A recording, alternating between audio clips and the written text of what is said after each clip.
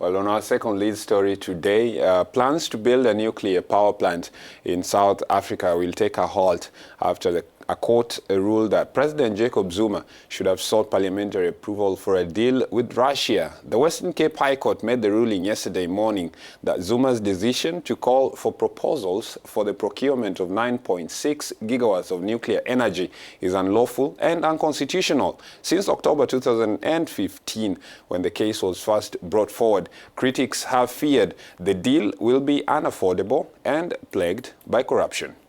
It should also be recalled that legal actions from companies and several NGOs, including Life Africa, sought to denounce the opaque process of these cooperation agreements. Jacob Zuma's ambition to endow the country with 6 to 8 new reactors with a capacity of 9,600 megawatts was hailed by some observers.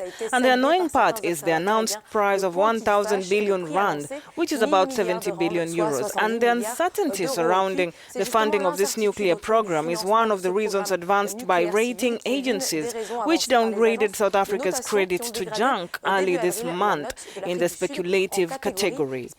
Joining us this morning to react to this decision by the High Court in South Africa is Makoma Lekalakala of the Life Africa NGO. Makoma, hello. You have welcomed this decision. Why?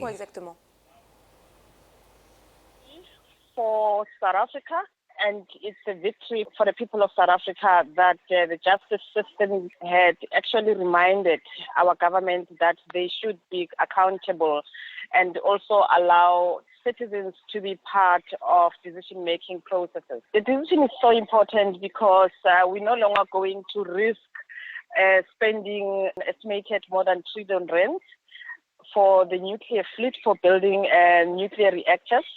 We do have energy security in the country. We have 2 coal-fired power plants that still need to come into the grid. And this money could be used usefully to eradicate poverty, to make sure that education systems are supported and the health system is supported. So this decision also says no to corruption because the deal itself that was signed by the government with the Russians and other countries was meant to benefit a few individuals and not the majority of the people in the country. Our people would still not get electricity if we went ahead with allowing the government to go ahead and build these new reactors. They would get electricity after 20 or 25 years, unlike when they would invest in renewable energy. That means that our people would be able to get electricity faster in about 2 or 3 years' time. The government had explained that the program was crucial to reduce its reliance on coal. Is this good news for the environment? One thing that we can say is that South Africa is still addicted to coal. And with the integrated resource plan, the energy plan for the country, they have reduced the coal supply a little bit and added on the nuclear expansion, but not much is being done around including renewable energy. Nuclear itself, it does have externalized costs, in particular when it comes to waste that even today we don't know what to do about it. And now that this decision has been taken, do you think authorities in the country should review their approach on nuclear power?